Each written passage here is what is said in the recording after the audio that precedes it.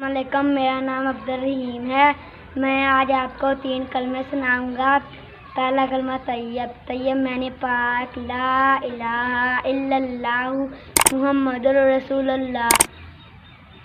دوم کلمہ شہادت، شہادت معنی گواہی دینا، اشہد ان لا الہ الا اللہ وحدہ لا شریک لہ واشہد ان محمدا عبدہ ورسولہ۔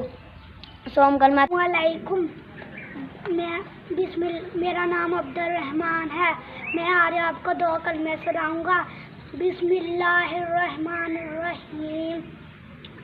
اول کلمہ طیب، طیب معنی پاک، لا الہ الا اللہ محمد اللہ۔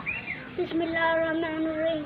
دوم کلمہ شہادت، شہادت معنی گواہی دینا، اشہد ان لا الہ واشہد ان محمد رسول اللہ۔